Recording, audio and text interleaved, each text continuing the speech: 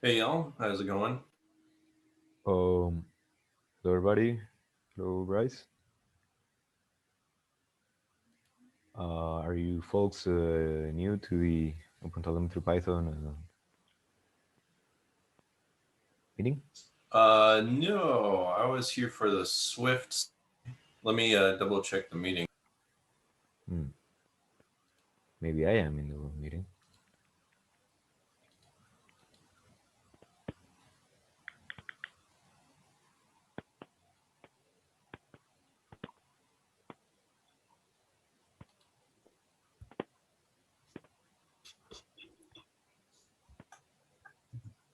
Hey, Nacho. So, Hello. Seems like maybe there's a conflict or a clash, a meeting clash, because apparently yes, I also Python think folks. the Swift team and Python team, they have the conflicting, I Oh think. yeah, it looks like the Python and the Swift Zoom chats got overlapped. Yeah, but since you are here, I would like to ask the Swift guys how proficient you are in Python, and if you're lucky, then take some issues.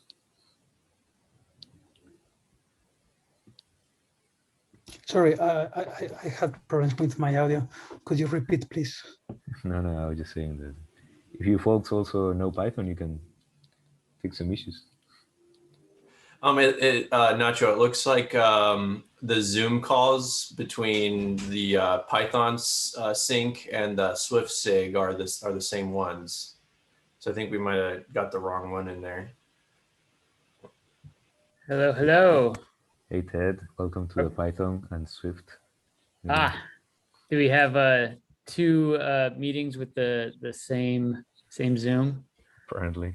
Okay. Well, we can Yeah, fix sorry. it quick. Probably it was my fault.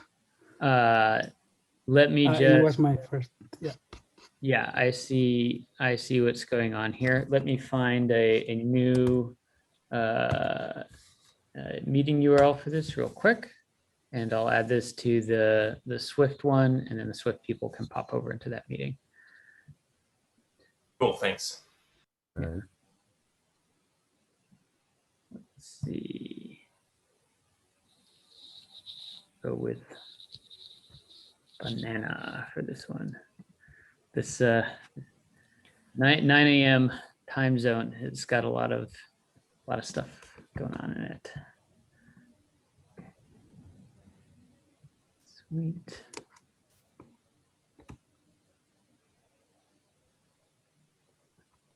Oh, and then is there password bullshit for this now? 1 second. Pardon my French.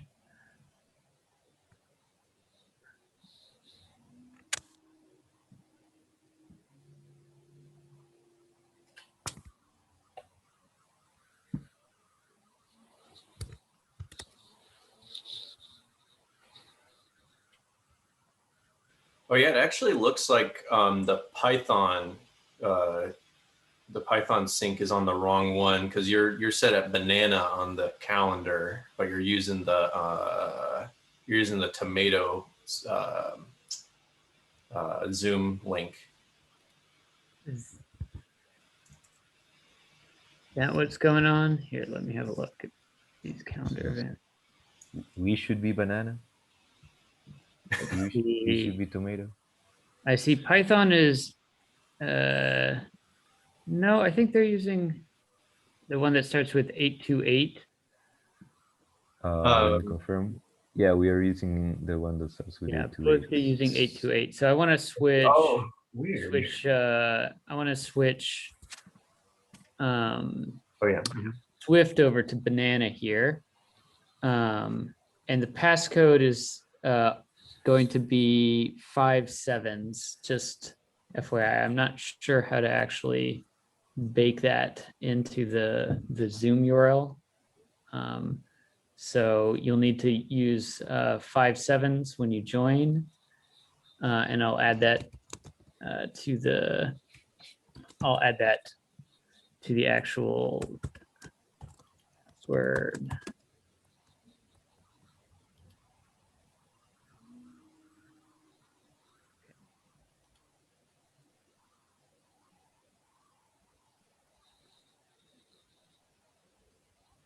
Hey, everybody.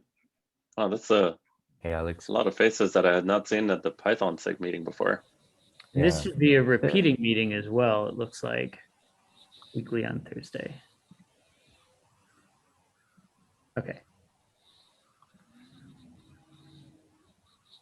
All righty. That should be set up. So I'm going to paste the link in here just so people have it in the chat. All right. And again, the password is 77777. And I'll see the Swift people over there. Okay. Y'all Oh, have Python y'all people. have fun with the Python. All right, nice Oh, to meet you could save. We can always use more people. Hello. People are like, nope, getting out of here. I Oh, tried shit. that, but yeah, they didn't fall for that one. Ah, I they didn't tried fall to for assign it. them some issues, but What's up, everybody? hello. Damn, Away's not here.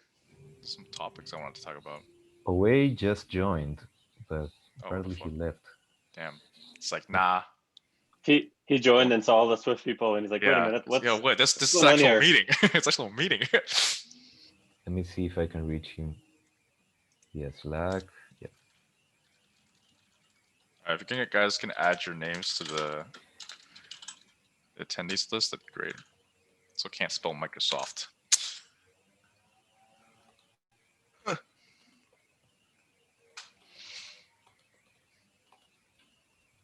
Oh, no way. We got Carlos today? That's crazy. What's up, dude? Yo, this is like more people than we've had in like years. It's insane. I remember the first meetings, we had a lot of people. Yeah, we had like 20 people in the first meetings back when Chris and like, you know, Yes. Riley were here. Yes.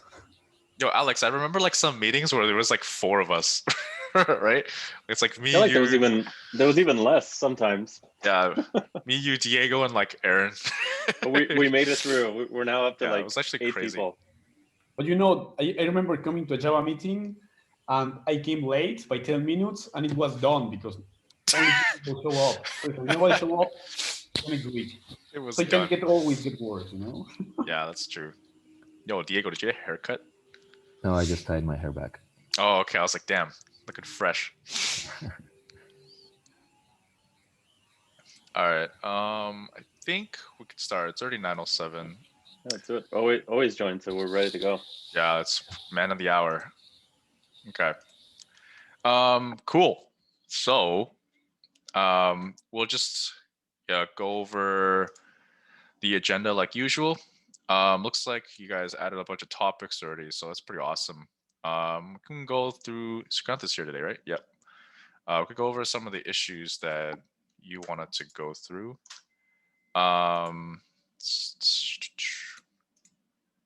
Sukant, you wanted to like kind of like go over talk about this a little bit?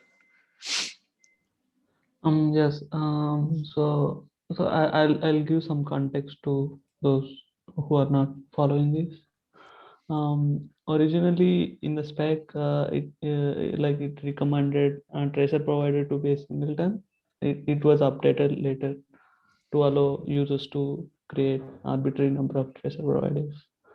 So the thing here is, and the relevant thing is, Leighton has started a discussion about removing resource from span and then using the resource from the current tracer provider. But OWISE had brought up a nice use case where users would want to have a multiple tracer providers within a single process with different resource configuration, whichever they would like to have. And to cover that use case, we decided to keep that is so there is this issue which is about removing the service name from the exporter constructor. So how do you want to handle that part? So first of all, does everyone have any questions about the initial issue about removing the resource from the span? We decided not to go through with it because of Always use case that he pointed out. as Shrikanta has mentioned. And that has led into more discussions about related to the service name. If nobody has any questions about the previous resource, we can move on to just talking about the current PR that's out. Real quick, what would the attaching the resource to the tracer provider or putting it in the data model that way, isn't that already how it's modeled, except that's just not what we do when we pass the spans through to like an exporter? Sorry, Aaron, can you say the first part again? Right. So when you make a resource, you attach it to the tracer provider right now, right? So Yes. Yeah. and then it gets attached to the spans as well for like the exporter. Yes. But conceptually, it's at the tracer provider level, right? So I didn't actually follow that other issue that closely. Right. Yeah. So that was my original thought. Like, once you get to the exporter level, like you can just read from like whatever tracer provider they're using, right? Like from the global tracer provider to populate like whatever resource information you need. But however, it's outlined that it's like, there could be cases where like multiple tracer providers are used and not through the global tracer provider too. It's like people might instantiate tracer providers themselves with different resources. And then in those cases, the spans, if we actually populate the span attributes or get whatever resource from the current global tracer provider, it actually won't reflect the correct resource that created those spans in the first place. And if that makes sense. Yeah. So the proposal is to actually, I actually looked at other language implementations of how they handle this. Java, what they're doing is they're pretty much just reading from the spans resource, right? Instead of taking it from the global tracer provider.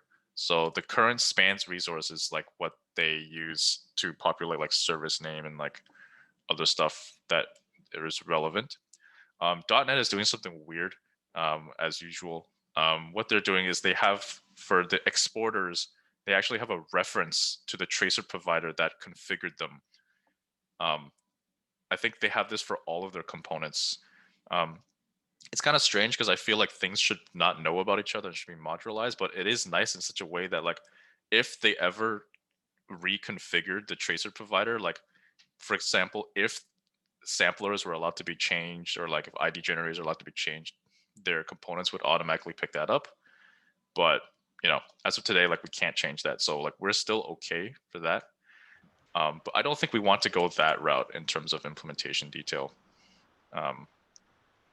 Yeah, probably gonna start looking at like how Java does things. So just one quick question. And also if down the line, we do allow changing things in tracer providers, I think that's even more reason to read it from the span because of batching. We might use output tracer providers data. So reading from the span is probably the safest or the most correct thing to do. Yeah. And I believe for Java, like the only place where they actually utilize the global tracer provider is within instrumentations. They never use it like when users can possibly explicitly like configure the tracer provider and start spans themselves. So yeah, that makes sense. I was just gonna ask, does the spec say anything about the span processor or exporter being used in multiple tracer providers? Like, is that allowed? During our sorry, Shrikant, go ahead. No, let me go ahead. At least for like my pass through, like I've never seen much about multiple tracer providers except one small excerpt in the specs. But it doesn't say anything about implementation details. All it said is like users can possibly configure multiple tracer providers. I think Away did link that somewhere. This issue, yeah, that totally makes sense. I don't think this spec says it should be supported, but I don't think it says that it shouldn't be supported either.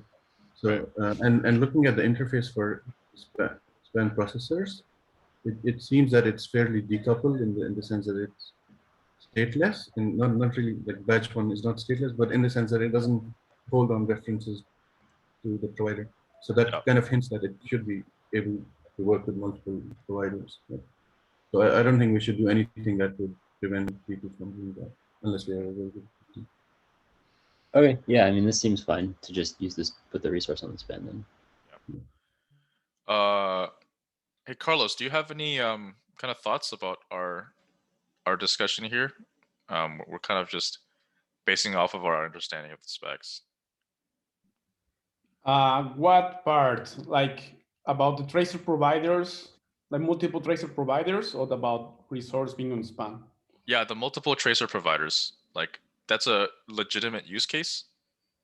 I don't think so, honestly. I don't think that's the case. Can you explain? Yeah, so I think that if I understood correctly, you're asking whether it's possible that multiple tracer providers can be referenced from a span. Is that the case? Or is it that you're talking that you could have in the same process different tracer providers with, you know, with the spans that could reference them? Yeah. So the second one, it's like in Yeah, the right. same process, Okay. like yeah.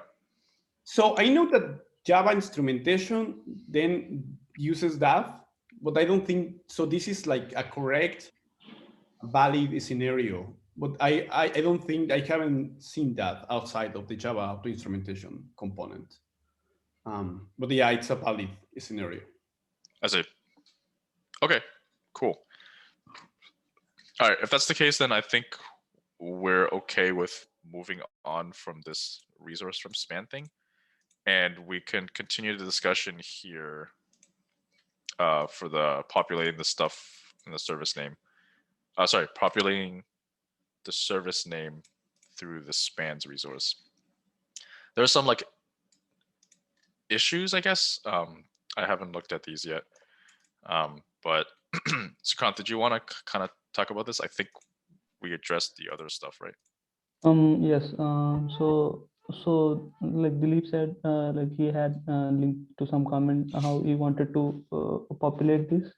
So the question here is, so his approach is basically like taking the first span resource as the resource information for the whole batch.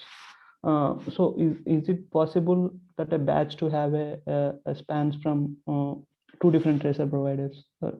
Is it possible in the span processor? If so, we would have to do a different way of handling that. I mean, I think it's totally possible based on the previous discussion because Yeah. If you're allowed to use the same span processor and export it from multiple ones, then it could totally happen, right?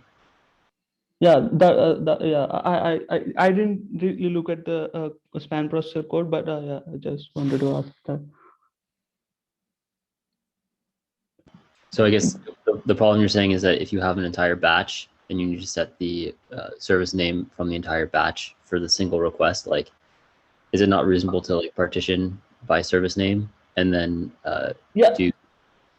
Yes. So that's what I also trying to suggest here. Like group them by their resource and then for each group make a batch export request instead of taking it from the first span. Wait, Aaron, what is the actual, like, what does it look like in the code for a batch span processor to have different, to have spans that are from different service names, to have resources with different service names?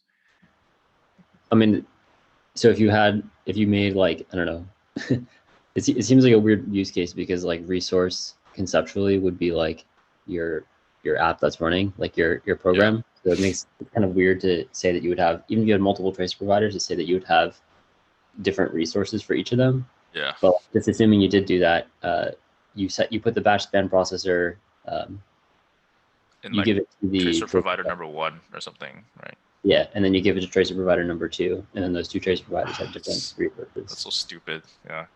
Okay. Alex, what do you think? Do you think this is a big enough use case for us to circumvent that?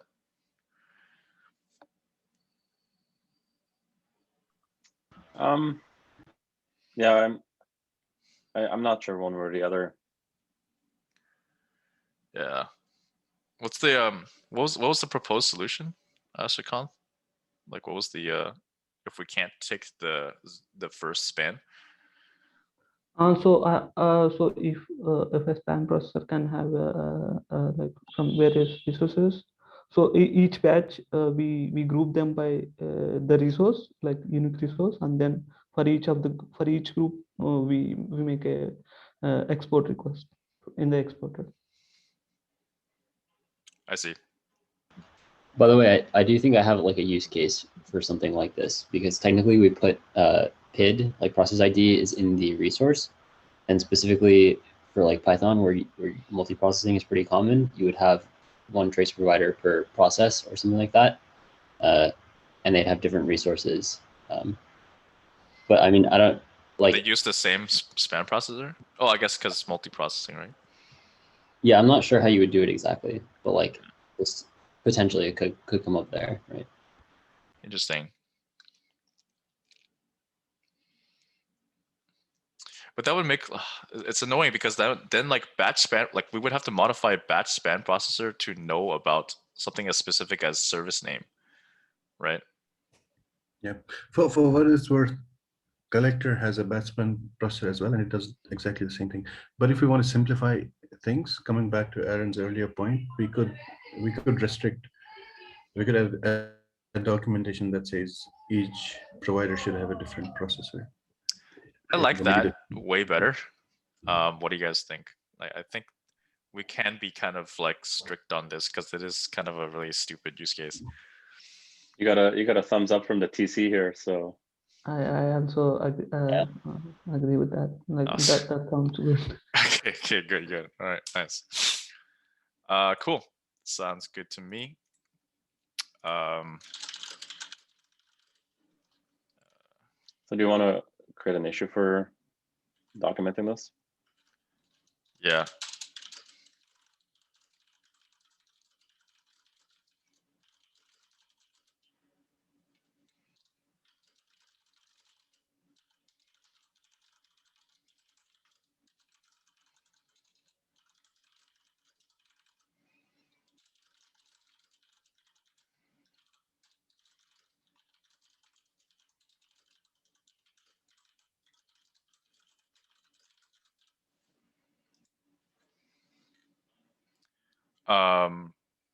Should we So raise that to the spec as well? Like, what do you guys think? Maybe what does Carlos think? Is Carlos still here? Yes. But what's the second question? Should we maybe propose to the spec that like a batch span processor can only be used with a single trace provider? Oh yes, let's try that. I don't know what's gonna happen there, but it sounds. Yeah, I mean, but I think it's a very important case, and I get the impression that this will be hit by other languages like Ruby. So yeah. Yeah, like eventually, right? Yeah. Cool. Should we specifically point out batch span processor, or just generally say any processor should only be used with one provider?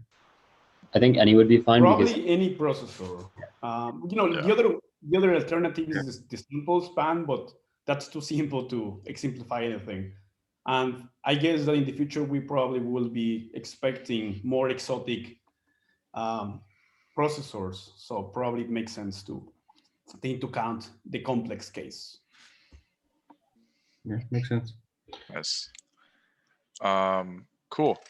Also, Alex, I think part of this issue, like, we can just include the documentation. So I don't know if we need a new issue for this specifically. Yeah. Okay, cool. Awesome. So Kant, anything else on this topic?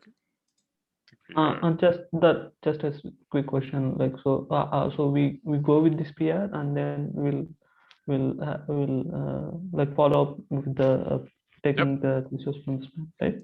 Yes. Let's try not to block this PR. It's a lot of the stuff it's doing is already pretty good. So cool, thanks. Cool. Yeah, nice. Awesome. Aaron, onto your topic. What we got here? Yeah. So I pinged in the Slack about this yesterday, but essentially I've seen a few different bugs in it, like in OpenCensus and in OpenTelemetry, where basically the casing of like a header for a propagation can screw things up. And most like carriers like HTTP headers and gRPC metadata are supposed to be case insensitive, but some of them will like preserve case. And I see there were some bugs. Admittedly, most of these ones were related to my propagator, which has this capitalization, but it's kind of like it could be out of my control too. So like I'll change the code for my propagator to use the lowercase version of this, but like this can come from like Google load balancer and stuff like that, right? So also with gRPC metadata, it will actually raise an exception if you give it anything but all lowercase, which is what the other bug linked was. The thing is with like the way the spec is written with like getter, carrier, and everything, there's no way for us, as far as I can see in our code, like in the OpenTelemetry API or SDK, to force lowercase. It would have to be done in like the instrumentations that are calling extract, right? I don't know if this is something other languages have seen or if there's like a clean solution, but I'd rather not have to like duplicate it to all the instrumentations. And then I'm also wondering if there's any carriers like besides HTTP headers, gRPC metadata that might actually want case sensitivity.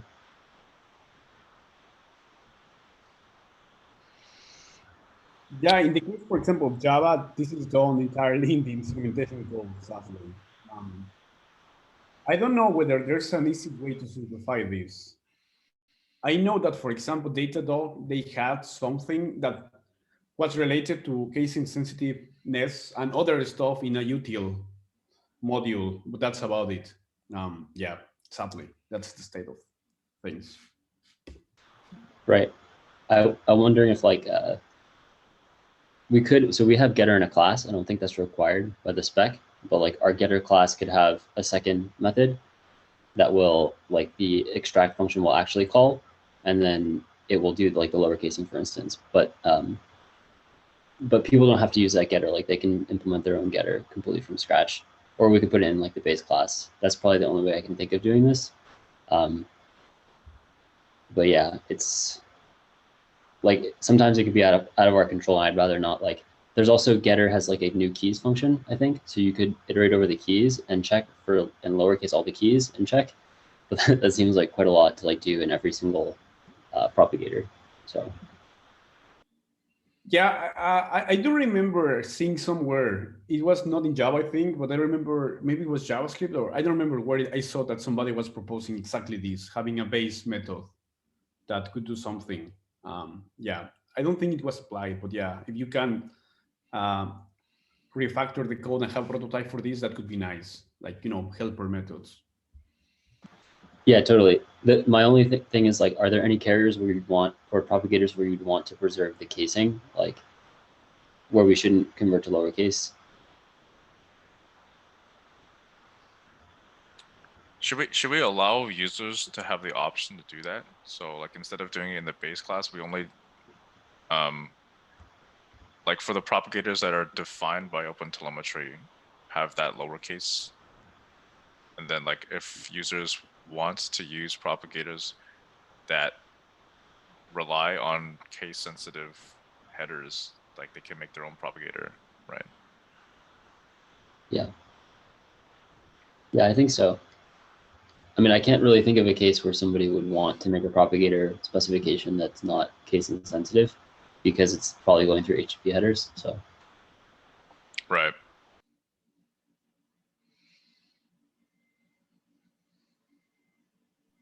Yeah, I mean, the other option is to do this in all the instrumentation packages, to have them. So like, for instance, I think Shrikant linked one of these. If you, not this issue, the other one, there's like a PR, and it basically uses this requests case insensitive dictionary for the solution. Sorry, that's not it. The first bullet point, I think. Yeah, that one. And then there's a PR at the bottom of that issue.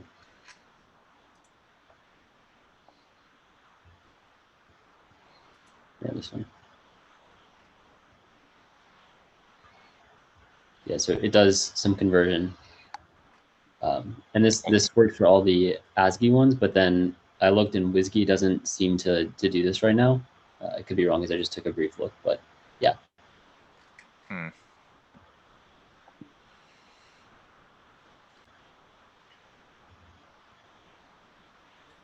Isn't this something all OTel language should agree on? Because we might do it in Python and have fixes, but then some other like Java gRPC might still send us like uppercase. Or maybe I didn't Yeah. understand the issue completely, but it sounds like we should have consistency across OTel projects, not just in Python. Might be a specs issue then, right? Yeah. I mean, in theory, like there is consistency already because it's supposed to be case insensitive, but the problem is a lot of HTTP libraries will preserve the casing anyway. And then when we pass just like a simple dictionary, if you don't use the right casing, it looks like the header's not there just because it's not actually being case insensitive, right? When you say case sensitive, like people are expecting them to be lowercase? Yeah, so like if right now I think with the WSGI ones, if you, and I haven't tested this, but like I think for instance with Flask it would do this, like if you called it with trace parent and you use like mixed casing or all caps or something like that, I don't think it would get the propagation. I see. Yeah. Okay. So implementation aside, do you think that we need this by RC2?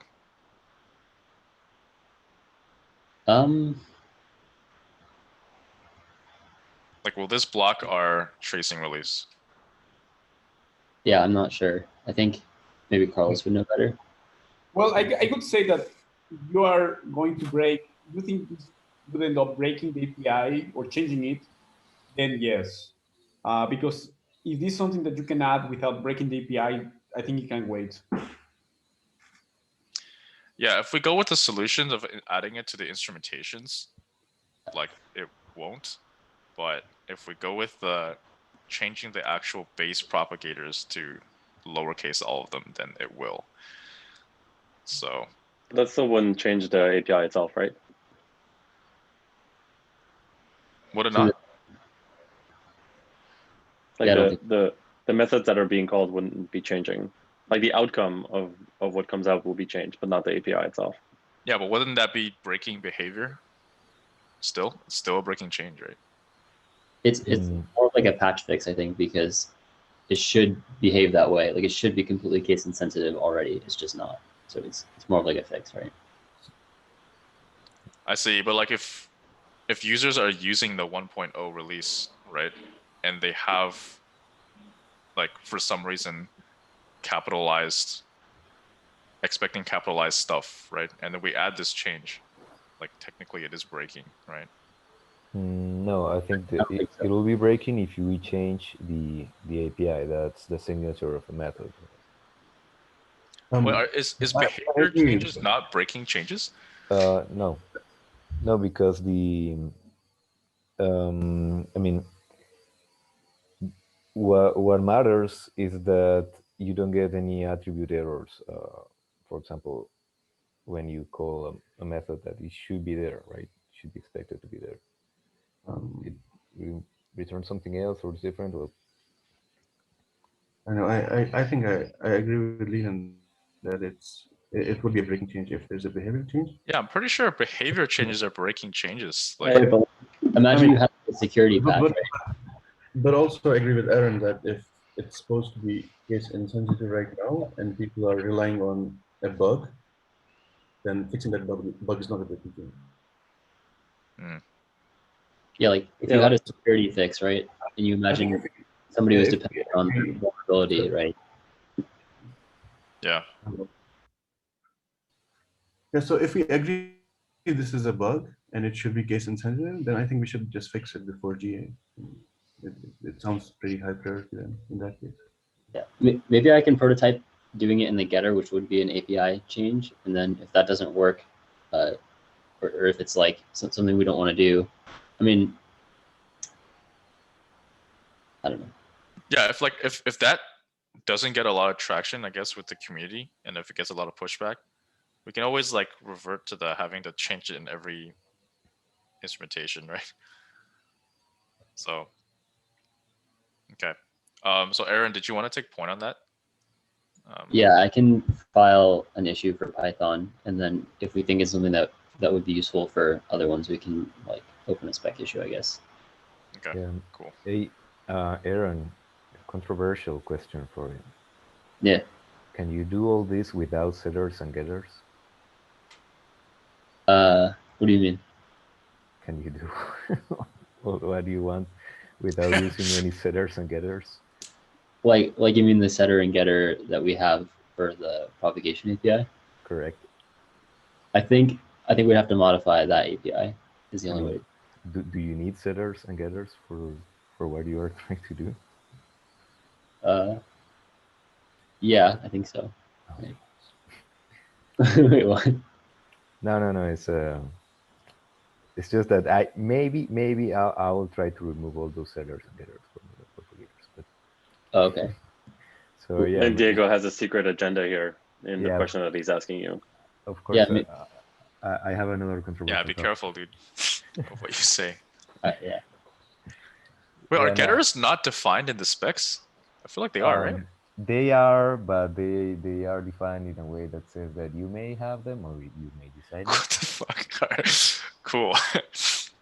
So Alright. yeah, I added an issue there, and I'm gonna ask Carlos about this because Yeah, well, actually, yeah, just for the record, Yuri from Jaeger thinks that we don't need them in some languages. So it's up to the language to say whether they have them or not. But I haven't seen any language that doesn't need them. yeah, I Judy thinks there are languages that don't need them, and I think Python is one of them. And I'm trying to prove that with LPR. So I'm still implementing. So I gotta see if it works, right? Because I think it may work, but I don't know. Maybe I'll find some use case. I don't know what's your exact take, but Bogdan was against that because he was thinking that this may end up in avoiding getters and setters by allocating more objects, by creating more wrappers. So Yeah. I would be curious about that. But anyway, yeah, it's possible to not define getter and setters if you don't have to.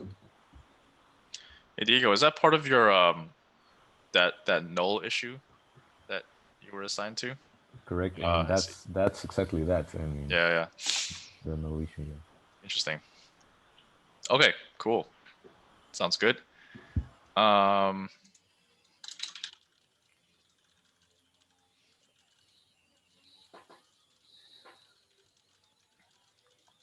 Okay.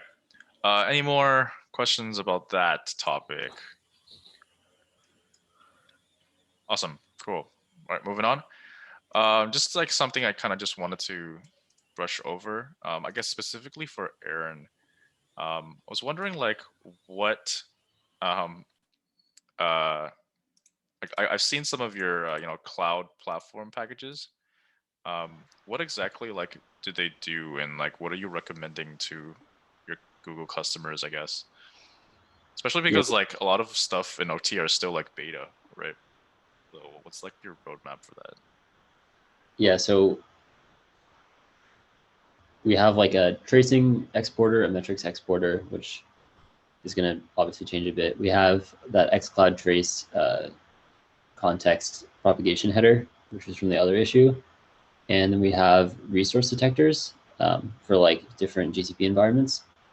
So right now it's all like beta. It's all basically the same state as OpenTelemetry. Like and that's why we're invested in like maintaining open census right now, because we're not really recommending customers like take on OpenTelemetry because they're going to have to basically fix stuff every release. And until like for tracing, we're hoping after this 1.0 that it should be good for customers. So awesome. Your exporters are specifically to like Google backend or something like that, right?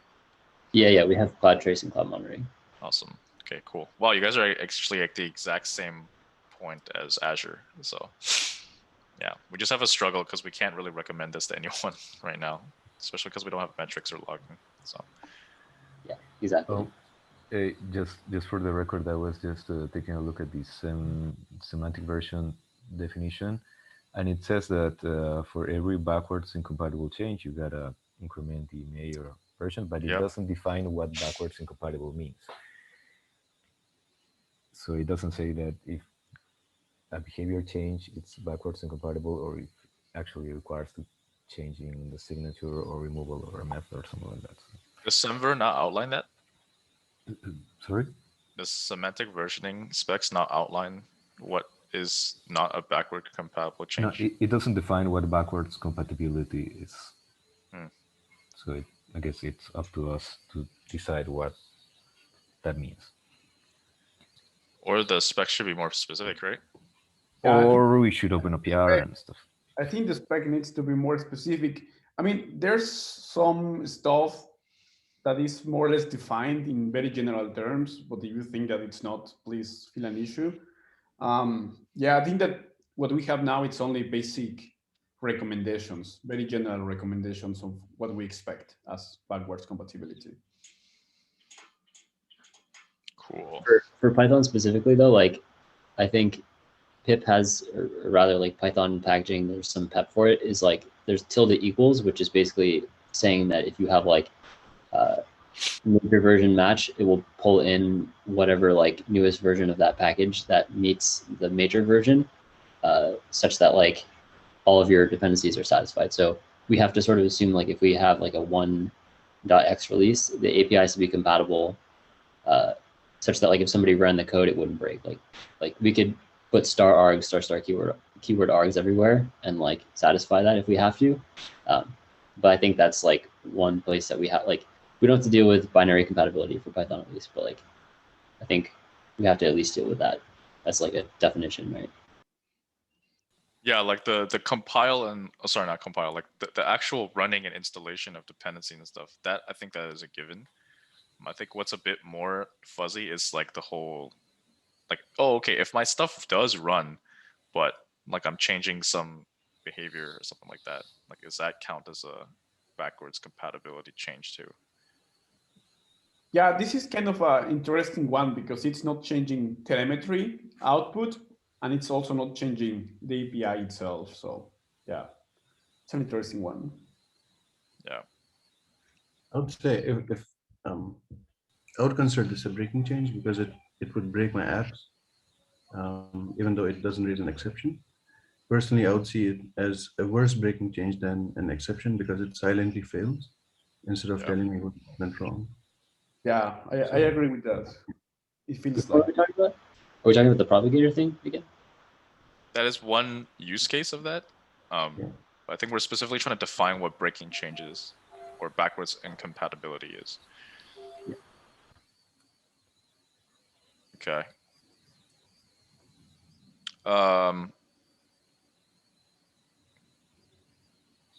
So, okay, how do we start talking about that? Was that an issue?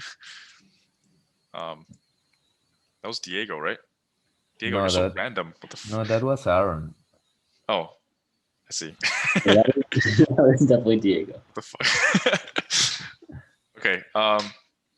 Is there an action item behind that? Like, do we need to do something about that right now?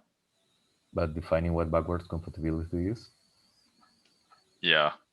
Yeah, maybe sooner or later, I think we're gonna have to figure that one out. But I could suggest going first and try to figure out how this would apply to Python. And then probably we can, in the specification, learn something from that. Yeah, This may apply to other dynamic languages. I think that for a static type language, it's more or less clear. But yeah, as you guys were saying, there's different, the cycle here is different. I also think that OpenTelemetry Python is just another Python package, so every other package should have the same problem, right? So maybe we can take a look at some other Python packages and see what they do about behavior changes, if they increment the major version or not, right? But as far as I know, they do. I remember a few libraries that they incremented the version, so that's also what happens here. All right, great. What I guess that I'm curious about is whether they actually create a new class for that or not. How common is that? Yeah. Also, I mean, we are shipping a telemetry product, and if we make a behavioral change that breaks telemetry in a fundamental way, like propagation, then that like, to me that's a breaking chain. I mean, Yeah. if telemetry doesn't work with OpenTelemetry, a minor upgrade, like isn't that a breaking chain? Same feeling. Yeah, I just have what I'm more concerned about is the fact that an API change can be clearly defined, right? Because you can see that a method is not there or a class has been removed or the signature now requires an additional parameter, something like that.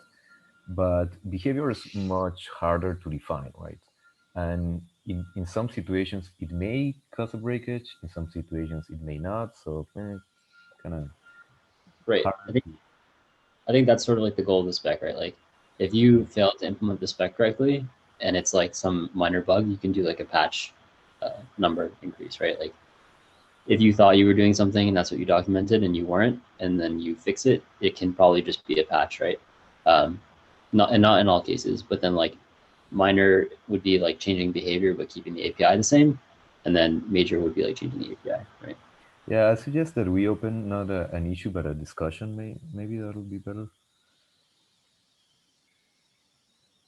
Yep. Diego, you want to start the discussion? Yeah, sure. I'll create the discussion. Yeah.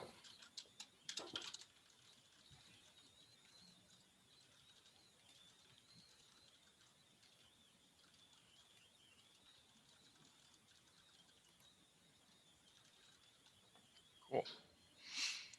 All right, moving on to the issues. I think this is one that was opened by Diego. No, by Carlos, I think. Oh, but I think you were the one who wanted to talk about this, or? Yeah, I do want to talk about that. Yeah. Yes, as I previously mentioned, I am thinking about removing all these setters and getters. So Carlos reported this issue, and I took a look at the specification specifically at. Let me just paste in the chat. Oops, what am I doing? Here. There is this discussion here. There. Leighton, can you please open up? Yeah, thank you. And if you scroll down a little bit, there is Judy saying, "Yep, right there, right there." Okay.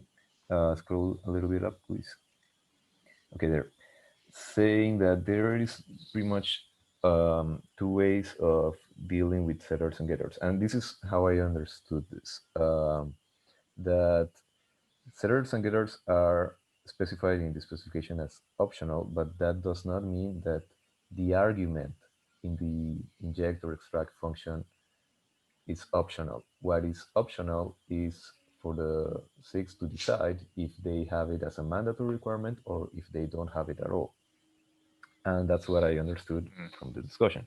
Now, I believe that so far all of our propagation is done with carriers that are dictionary-like objects so that we can get rid of the setters and getters because there is a common interface for all dictionary-like objects to set and to get a value. And that's what I'm trying to prove with a PR that maybe I'll open if I'm successful, that gets rid of all the setters and getters. And if everything goes well, well, I'll open up the PR. But so I have this hypothesis that we can get rid of that, but I have not proved it yet by having a functioning PR.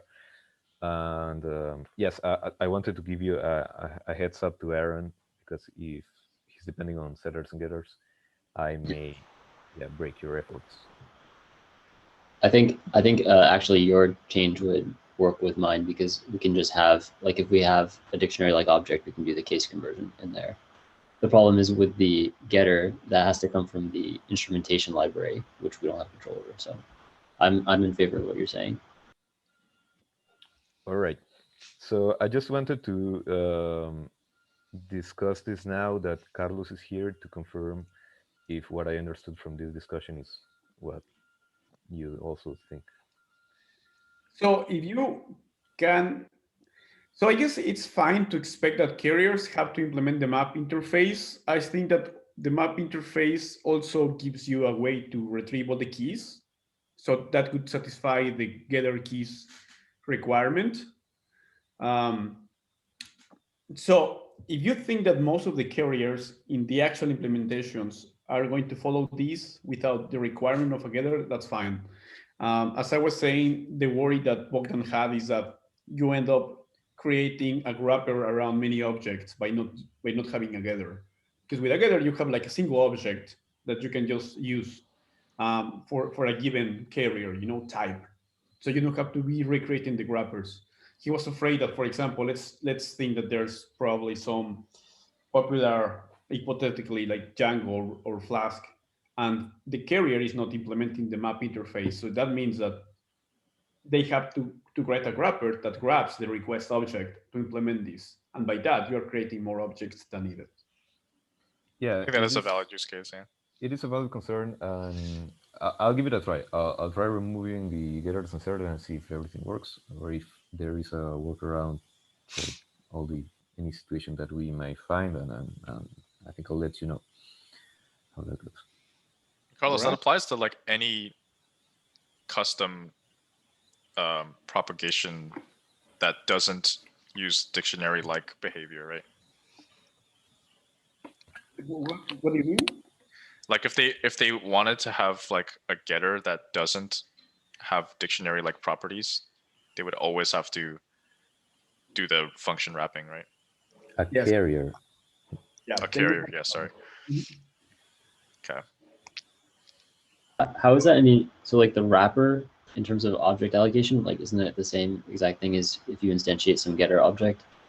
Well, you have a single getter object for carrier type. Right. Yeah.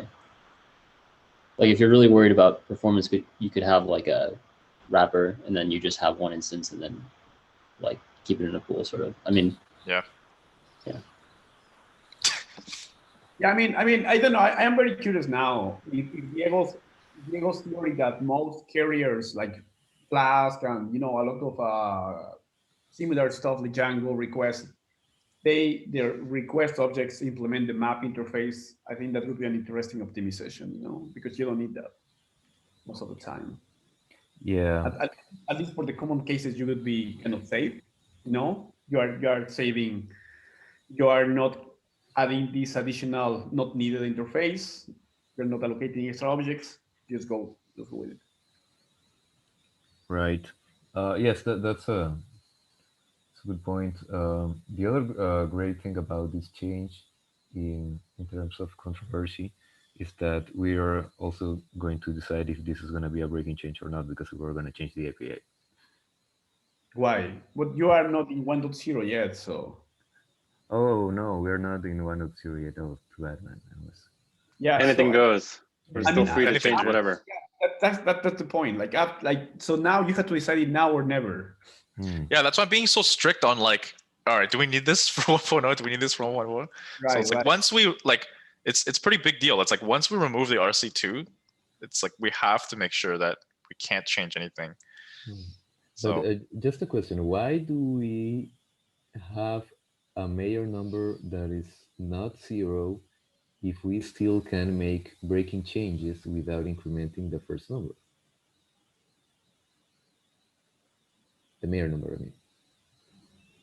I mean, the semantic versioning says that you can make all the breaking changes you want as long as the major version is 0. But once it is not, that's it. I think semantic versioning also defines that like if you have like a suffix or something, it's always treated as like a preview package. Right. So you can make as many breaking changes as you want until you remove it. Okay. Yes, and this is a very common case, by the way. I saw that in a lot of projects, not only in Python.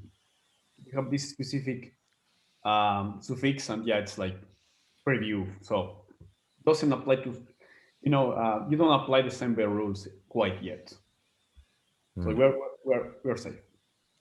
Oh, by the way, semantic version says nothing about suffixes. Sure, but it's something given. I had to say. Okay. So don't worry about that. All right, people will understand. What Leighton is saying is that once we remove this, then for sure the December warranty. I think PyPy also treats it as like a preview package too. So Yeah, I remember we did the same in open tracing because we were worried about this. How is, whether PyPy has special handling, but they do. So Yeah, it's Okay, pretty so awesome. we're good. That's what I'm asking. Yo, if we weren't, then like we kind of fucked up already, like for like 3 weeks, So yeah. All right, great to know that we're good. Okay, yes, that's what I had to say. Thank you all for your Awesome. Cool. input. So for the action for that, yeah, Diego, just feel free to keep exploring that option. I think we're all on board with the idea. So Nice. cool. We have 5 minutes left, so let's try to kind of speed through this stuff. So right. I didn't actually add this one because it's sort of still in draft, but basically, if you could just click on the demo link there for the docs, this is just adding the environment variable documentation. I think OA, can you, oh yeah. So I think OA had an objection that this is kind of opaque, like we're just listing all of them. And if you click on them, they take you to the documentation. So if, for instance, you click on, yeah, like the compression one actually has a doc string, you'll see. I see. So is it because it's still in draft that, like, will each of them have a doc string kind of thing? No, I just didn't write all the doc strings because I don't have, there's like no, I mean, I could pull in the information, but yeah. Oh, I don't know doc string for all of these. Like, yeah, like I wrote that one because that's the one that I was doing in the previous PR. I see. Okay, so I guess so I was the one who added this PR, and the question is like, so for this issue, I think not this issue, this issue, I think the point of this was that like, first we needed one place where all the environment variables were listed, and secondly, like we needed to expose like what they meant and like what they're used for to customers in like a very simple, easy way. I think that was the whole purpose. It's great that you like did the whole like read the docs thing, but like I think without the actual what each of the environment variables do and what they're for, I think it actually doesn't solve the issue that we're trying to tackle here. If that makes sense. Okay. I mean, is it all right if I just remove the fixes and then we can add those in separate PRs? Because I think I don't know if we even have like documentation for all of them that I can just paste in, right? Yeah, I don't think we do. That's why we had this issue. I think it was like we just needed someone to go through each of the environment variables and write out what they meant. That was the point of the issue, I think. Okay. So how about I remove the fixes from here so that it doesn't close that issue, and then yeah. Yeah. So like if you want to add the Sphinx part, and if that adds value to that, like once you addressed Away's comment, I think that's fine. I haven't really looked through this because it is in draft. But yeah, I just wanted to outline that like it actually doesn't fix what we're trying to do for 1147. So. Okay. Yeah. Any other comments on that? We've got 3 minutes left. Let's just speed through this.